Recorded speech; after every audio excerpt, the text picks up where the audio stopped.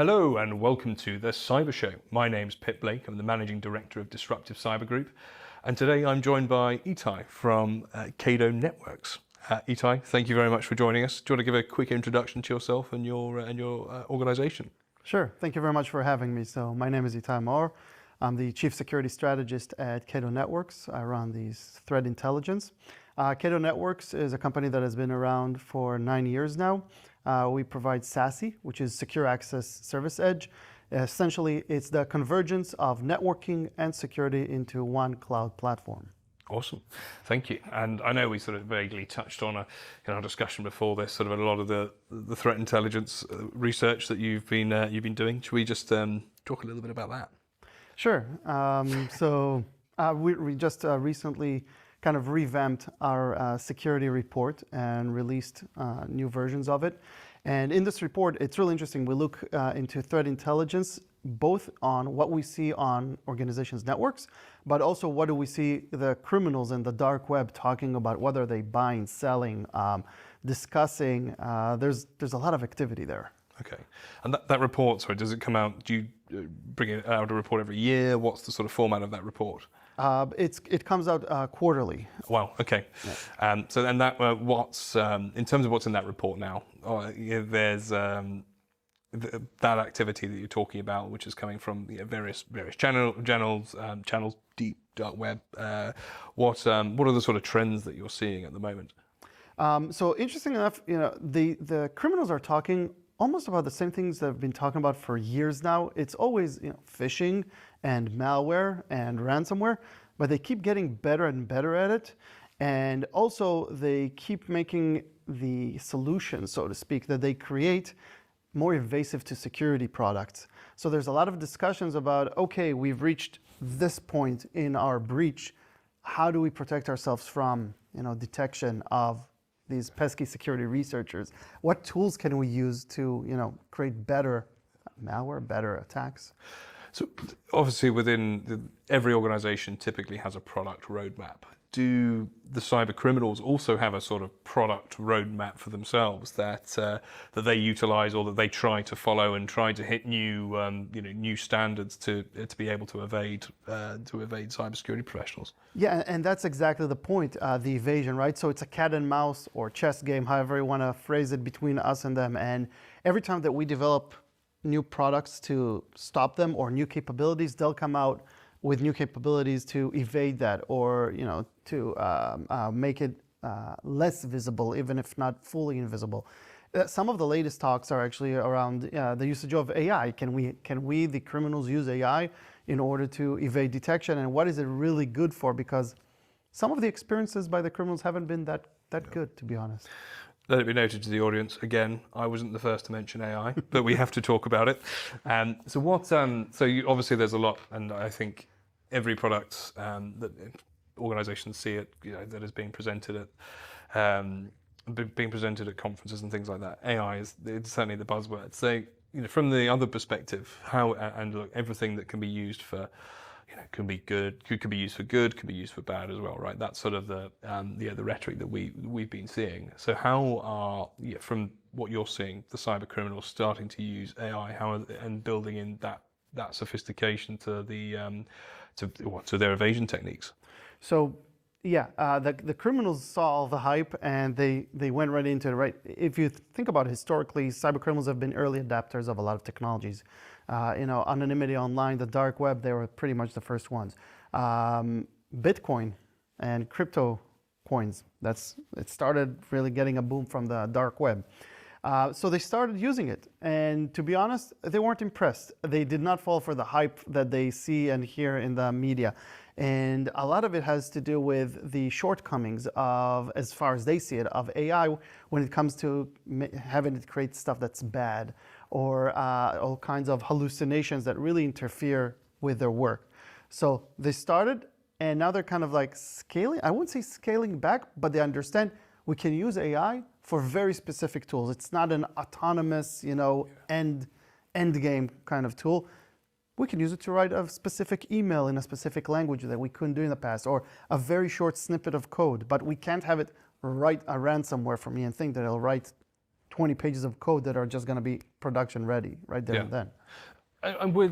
And so obviously we know sort of the commercial tools which are out there. I think one of the most infamous one is the likes of the ChatGPT, which has went sort of viral with sort of all of the various functionalities that particular tool had. Now, there's a couple of questions. Are there cyber criminals developing their own AI tools and number two, are there well, let's answer that question first, and then we'll come back to sort of my further questions. It's a very interesting question because initially, when these criminal offerings of, hey, we have a malicious AI tool came out, different criminals bought that and tried it and said, this is just a connector to ChatGPT or to Claude or to Gemini, and we're still facing the same problems, and it got really bad reputation.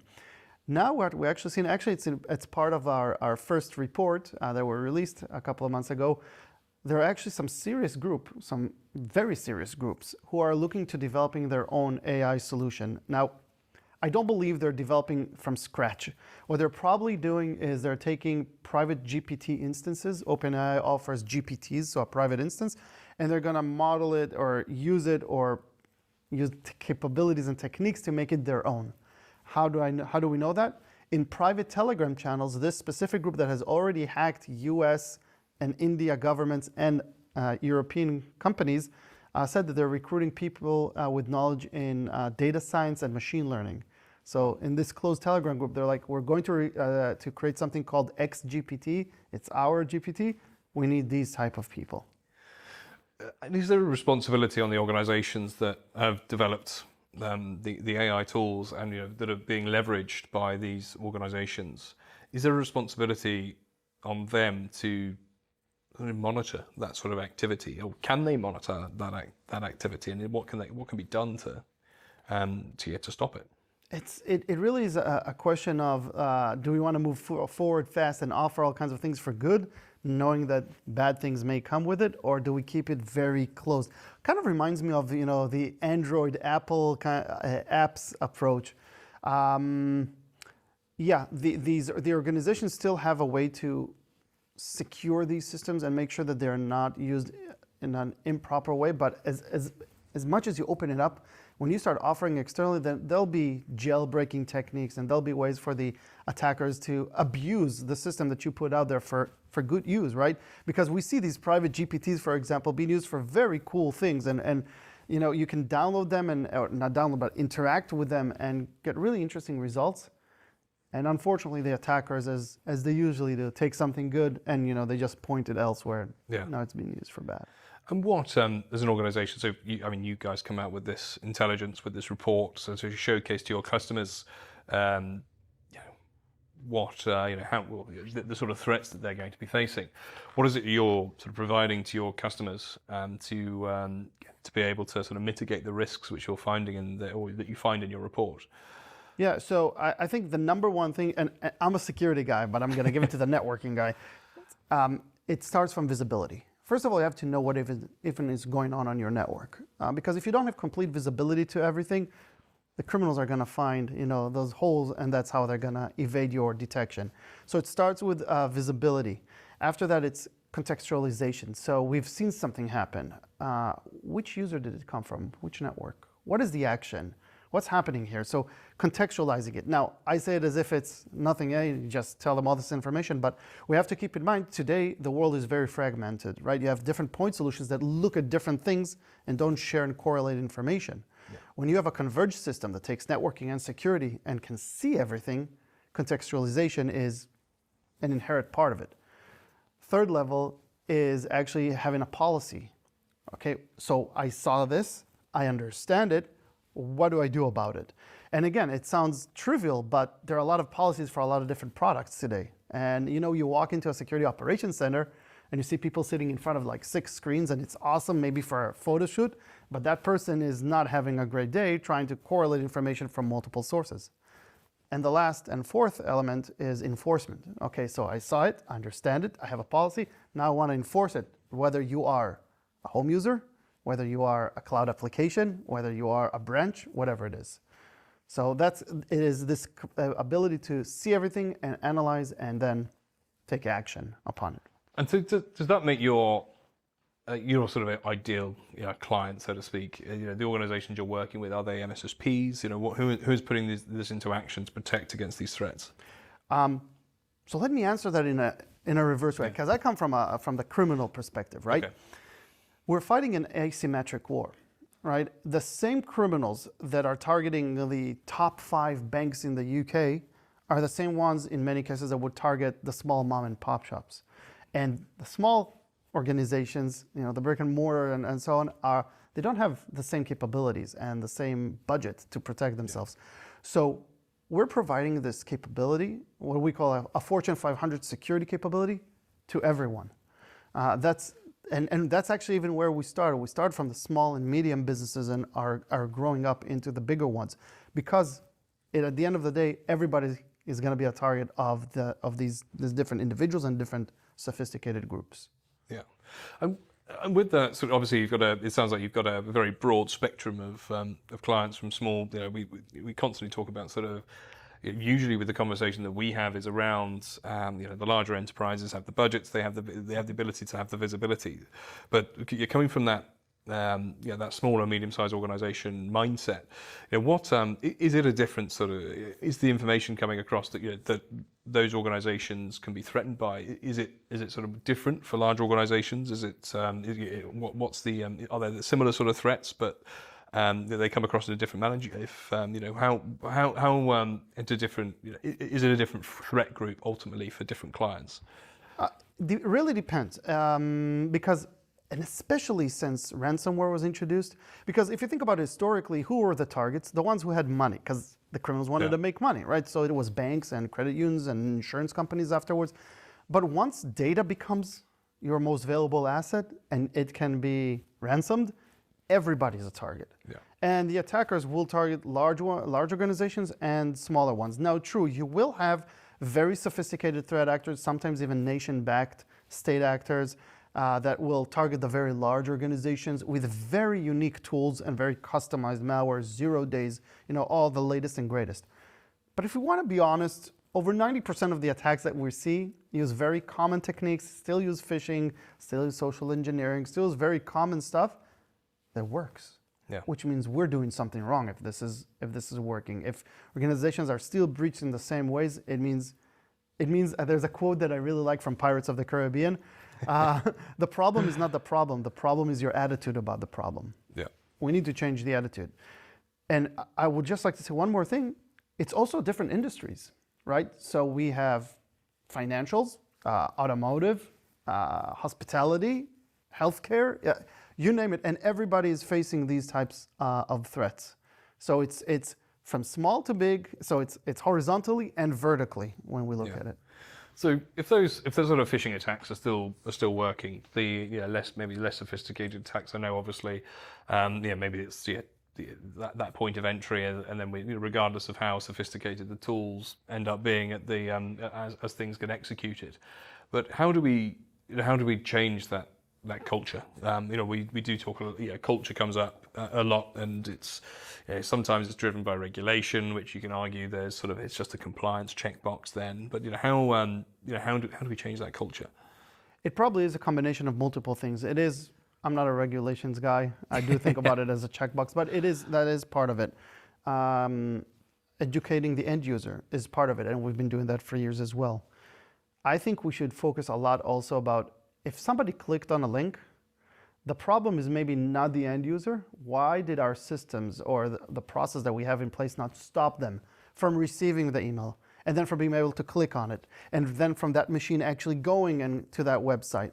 So again, maybe the problem is not the problem, but our attitude about the problem. And the approach that I think more organizations are now adopting is an approach of a multiple choke point approach. So if you look at it, the kill chain of the attack, you want to be able to stop the attacker in multiple stages using multiple techniques. You can't rely just on, I have an antivirus, so I'm good with. No, because they'll circumvent it. So I have a firewall. Well, there's ways to overcome that as well. Well, I have some DLP or some internal system, some SIM. So we have to have solutions that are able to identify each and every step in multiple ways in order to detect, mitigate, or prevent the attack itself. So it's, I think, there's a lot of sort of emphasis put on the end user, but so the systems you feel are the sort of where organizations are sometimes letting themselves down. Right, because you could have asked me the same thing about phishing and about malware and about social engineering and about different AI tools. At the end of the day, the biggest threat today to organizations is not specific attacks, because attacks will morph and change and update. The biggest threat is our own security stack and how it's handled, how it correlates information, how it tries to stop these attacks. You know, one of the most interesting things here is you see a lot of the latest breaches, the attackers actually got in through the security system, through the VPN, through, some firewall vulnerability. They actually use these. These are not like gates. These are ladders for the attackers to get in. So we really need to rethink that way that we are implementing security strategically, not just tactically is the solution, but look at it strategically. Well, it's your role as the sort of chief security strategist. But with and just looking at, I know obviously your organisation is international, and just for context, Etay's fresh off a plane and coming over from the US specifically. I'm going to say specifically for this show. So thank you for being our most international guest to date. But geographically, when you look at sort of your different client bases, are there, and that threat report, are you seeing different threats for different geography or clients in different geographies? I know obviously, I imagine you've got multinational clients that have many offices in particular locations, but are you seeing, how far do you drill down into sort of the demographics, the wrong word, but ultimately sort of that particular data on the geographical side of things? So we're looking into geographical data. The problem is, as you mentioned, is some of organizations are very large, and the attackers, of course, have ways to hide where they're actually coming from, where they attack. One misconception, for example, is organizations say, "Oh, I'm going to block every traffic that I have from Russia and China. Those are threats." Well, most of the stuff that we're seeing is actually from where you are at. The attack will come from the same infrastructure, from the same location that you're at in many cases, or from countries which seem legitimate.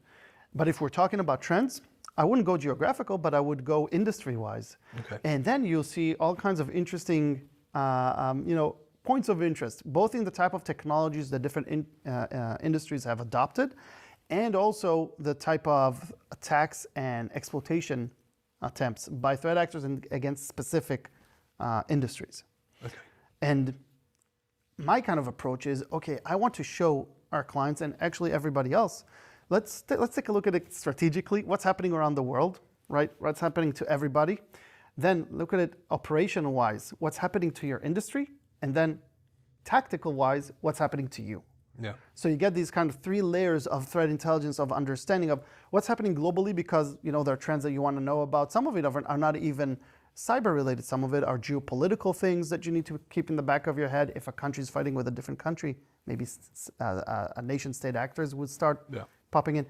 Industry-wise, if you're in the automotive industry in the UK, and there's an attack against the automotive industry in Japan, that might come later over here, so you want to know about it. And then, of course, what is targeting you? Okay. And on that industry side of things, is there a particular industry which you're seeing? I think we know about sort of financial organisations and things like that. Is there an industry that you're seeing in your latest report which is under particular threat? Is there one which you're thinking, goodness, that's more traffic than we've seen previously? Not more traffic, but what I think is interesting is several industries which are getting hit with very old exploitation attempts, CVEs, vulnerabilities. And don't get me wrong, I'm a security guy, right? You say 0 day, I won't shut up. You need more than 30 minutes from me here. I'll just talk and talk. But then you see all of a sudden, you look at the report and you say, okay, why am I seeing exploitation attempts of vulnerabilities that have been known for 10 years, sometimes even 15 years? The problem here, where we're finding out, is some organizations are using very old software or can't and won't update certain systems. Now, it's very easy for Etay, the security guy, to say, hey, update everything and let's start from there. But sometimes you can't. If you're, an example, in the oil industry or you're a hospital, there are certain systems that can't communicate with encryption. Or if you update them, you may be vulnerable to making other things not work, or there's all kinds of operational limitations, and the attackers are taking advantage of that and using very old vulnerabilities. So our legacy systems, we'll call it that in this particular context, are they an issue? Obviously, if they're being attacked, they're utilizing old CVEs. We know that attackers have access to the same sort of information that the defenders do. So if there is, what would your advice be to those organisations which maybe they do have those legacy systems? Maybe it's not just a sort of simple patching job. What's the answer? I think the first step, and it applies for this, and actually for a lot of other, even very new vulnerabilities, is the approach of virtual patching, which means that, okay, my client, you can't patch that system, I understand, or it'll take your time. I'm going to protect you from the attacks against that vulnerability. So I'm like putting a protection around the organization that I know how to identify attacks that are trying to utilize that vulnerability, and I'm not letting them through. Now you take your time and patch your system or figure out what you want to do, you are protected. So you don't fix the problem, but you fix the attack itself. What's the incentive for organisations to do that? So say, the money's been spent with them on an old system, they're sort of actually probably reasonably hopeful that they might update that system at some point. What's the incentive for an organisation to provide a fix for that, or a patch which will sort of put some security around it when maybe there's no money in it for them? For the actual organization that's running the system? Correct, yeah. So first of all, you want to have a secure system. At the end of the day, we're trying to protect organizations through virtual patching, through all kinds of means. But you don't know what else is going to happen. Maybe somebody picks up a USB drive, goes into the facility, plugs it in, and here you just introduce the attack over to the system despite all these different protections. So there's always an incentive to have a system that is secure, and I see the incentive as, you read about all these breaches all the time. You don't want to be in the news, right? Yeah. So I definitely think it's something that organizations should be investing in. At the same time, it's important for us to be able to provide that kind of virtual patching, even if it's a new vulnerability. Even things like, let's take a recent example of the Log4j. The Log4j vulnerability, a lot of systems have Log4j vulnerabilities, and they don't even know it because it's implemented. It's a framework that's used so deep under all the layers that organizations don't even know about it. So let's first make sure that you are protected from it. Then take your time to investigate, find out where it is, if you can patch it, if you cannot, and figure out the game plan. But the number one thing is to know that you are not vulnerable to that specific attack.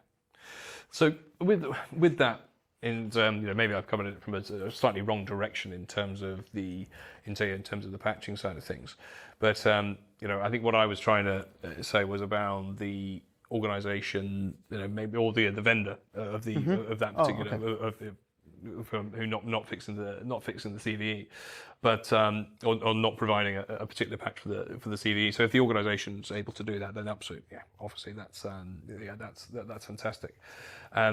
But coming back to sort of the also those old CVEs and how we're seeing them sort of being taken advantage of. Is there, just from the research that you guys have done with regards to sort of old versus new, is there still a similar sort of amount of damage being done with new vulnerabilities, or is it they're predominantly looking towards the older CVEs which are already documented? It's both, actually. When you look at industries that are more, I would say, IoT-oriented, systems that include all kinds of machinery and stuff like that, you'll see more of the old stuff. Yeah. And then when you see organizations, let's say in the media, in the more advanced technology space, then you see a combination, actually. So we see both things.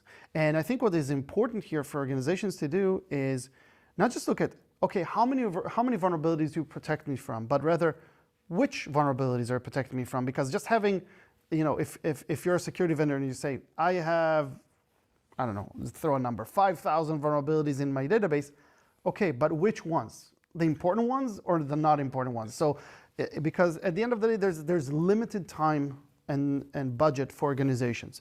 And so you want to focus on hitting the big things first and hitting the things that are actually targeting you now. And so we want to provide and be able to say, this is reality. This is what is happening right now, trying to target your networks. These are the priorities. Awesome. And there's obviously a scoring system with regards to sort of what's the most critical at the moment, and how, and is that something the direction that you advise your clients to go? So yeah, you have the scoring system of how severe the vulnerability is, but you also need to take into look when you look at risk, it is what is the likelihood, and then what is the damage that it's going to cause, right? So if it's a severe vulnerability, maybe the damage is very big, but if you don't have a system that uses that technology, the likelihood is extremely small. Yeah. So you have to combine, and at the end of the game, it is a risk management system, right? Yeah, or a risk management approach. How do I prioritize the different issues? Because even the large organizations with heaps of amount of money, they have to prioritize what they want to do first and what is most important for them. Of course.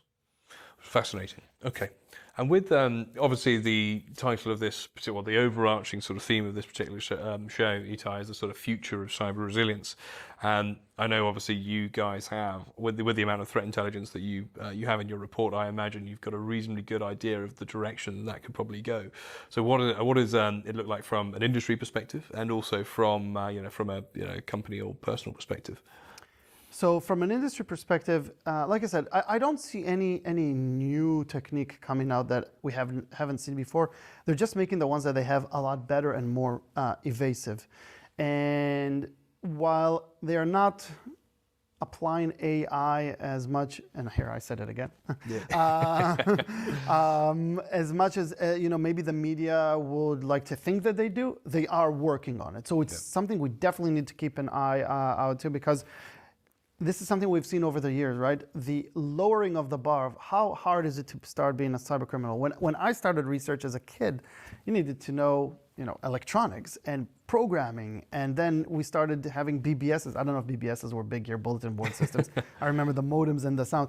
And after that, the internet, all of a sudden you could share information. After that, all of a sudden you saw people in the criminal underground selling products. So I don't have to write a malware, I can buy it. Then came services. Oh, I don't have to buy the product. I can just have somebody do it for me. Now you have AI that is potentially the next step. It's not there yet. Yeah. By the way, something that I tell my students, I teach cybersecurity at Awesome. BC in Boston College, is AI is not even close to replacing us. Despite all the hype and everything, it's not even close to replacing us. But people who know how to use AI are going to replace people who don't know how to use AI. Yeah. And the same thing applies to criminals as well. So they are working on how do we make this better and faster. That's on the corporate side. On the kind of personal side, if you're okay with that, I'm going to take it to a completely different direction. An area that really troubles me is the area of truth and reality and how we perceive it. And I'm going to talk about AI, but from the side of the deep fakes. Yeah. And the distortion of reality, and we're already seeing this today, right? The usage of AI to create fake voice, fake videos, fake pictures. We're at an election here in the US. You're going to see a lot of stuff like that. I mean, even my daughter now can use AI-based tools to, augment reality or change reality. I just saw her take pictures that she took, and I see her talking to her iPad, and I'm walking behind her. I'm like, "What are you doing?" And she's adding yachts to pictures on the beach that she was on. Yeah. And now you can do that in Photoshop, right? So what? Yeah, but now she doesn't know Photoshop. She's talking to an AI assistant who's creating these photos for her, and they look very realistic. Yeah. The technology is taking the bar lower and lower for good things, also for bad things. So on the personal level, I'm really worried about how do we perceive truth and how do we perceive reality with all these reality distortioning tools that are around us. Yeah, well, especially if your daughter's utilizing tools like that already, and how far and lowering that bar. I mean, think about how advanced it is. Just 5 years ago, I was talking at my class about GPT-2, and my students had no idea what that is. Honestly, I probably didn't have the best knowledge of it, but I needed to know programming in order to use it. And now it's all in a prompt. So they just click the mic, and you talk to the AI assistant. And that happened over the course of like 3-4 years. Where are we going to be in 3-4 years when it comes to those things? How much of a threat do you think that is? Because just from a training perspective, which is sort of where I've sort of reasonably specialised, there's a number of organisations who are asking for prompt training, and AI is through the roof. Is it going to become? Does that help? The fact that there are organisations looking to train their individuals to utilise tools for good is going to outweigh that of the bad, or? Unfortunately, I think that the attackers almost always have the edge. They have the initiative and they have the drive to do a lot of these bad things. I think it's important that organizations train people around AI, how to use it, and also understand what it's not good for, and how it can be abused by threat actors because they're already trying to abuse it. Unfortunately, we already see results of attacks like this. There was just several months ago an attack against several Hong Kong-based banks with real live deepfakes during a Zoom call. And the organizations lost tens of millions of dollars with fraudulent transactions because somebody was talking to several people, colleagues he knew, but they were actually deepfakes. Wow. So the technology is already there, and identifying it is a challenge. It's getting more scary. Yeah. Awesome, Etay. Well, we always like to give our guests the opportunity to give we're coming to the end of our time, so a little bit of a shout out. It doesn't matter if it's a particular project, particular individual. Some people thank their wife, others sort of particularly maybe someone within their organisation which they think is doing particularly special work. Is there anyone or anything that you would like to mention that is currently happening? So you mentioned my wife, and I think I won't mention now. You think I'll have a house if I come back now and not? I haven't thanked mine yet, so it's all right.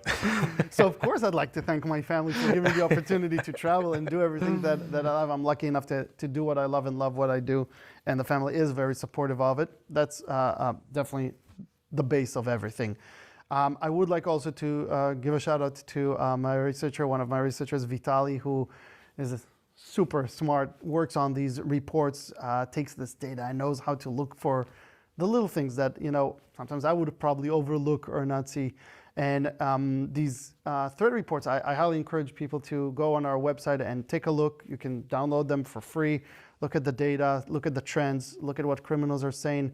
An additional project that that I've been doing for several years now is my masterclass project on our website, where I interview all kinds of people from the industry, friends of mine, on different topics, very similar to this, where we talk about different topics and what are the latest trends. So yeah, I think Awesome. that kind of covers. Covers family and work. That's fine. Great. Awesome. And are the reports readily available? Because we can make them available underneath, no link or something like that. If that's sure. Yeah, everything is available and open to sharing.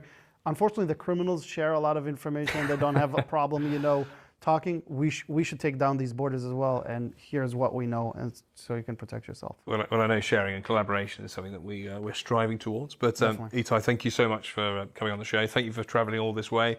I'm going to say specifically for this show. But yeah, it's been a pleasure having you on. If you're ever back in town, let us know. We'll make sure that we have you back on. But for all of you at home, thank you very much for watching and listening. This has been The Cyber Show. I've been Pip Blake, and you guys have been beautiful. Thanks very much.